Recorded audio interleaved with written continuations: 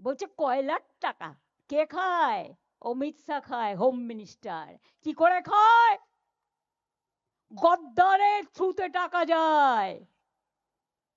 গদ্দার adopted সন হয়ে গেছে, গদ্দারের থ্রুতে টাকা দেয়।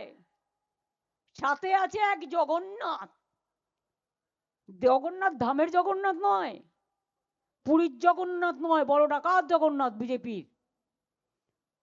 জগন্নাথের থ্রুতে টাকা যায় শুভেন্দু অধিকারীর কাছে, আর শুভেন্দু অধিকারীর থ্রুতে টাকা যায় অমিত শাহর কাছে।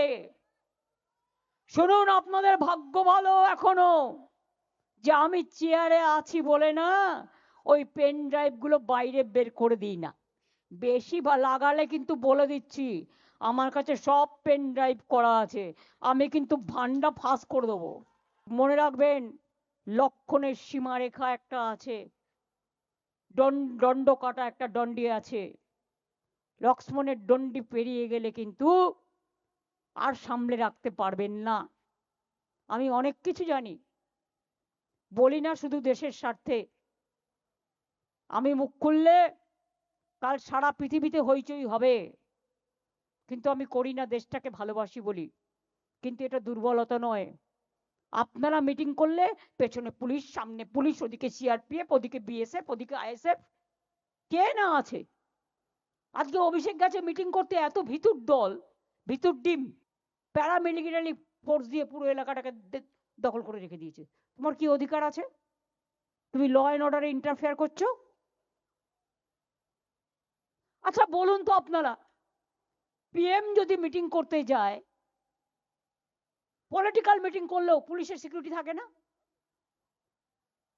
যেহেতু আমি জেড প্লাস, ভুলে যান আমি কাল যা করেছি as a all India Trinamool কংগ্রেসের চেয়ারম্যান করেছি, এবং যা করেছি আমি কোনো অন্যায় করিনি। তুমি আমায় খুন করতে এসছো, আমার আত্মরক্ষা করার অধিকার আছে। চোরের মতো কেন এসছো? তুমি চুরি করে সব মানুষের এসআইআর এর ডাটা তুলে নিয়ে যাচ্ছিলে।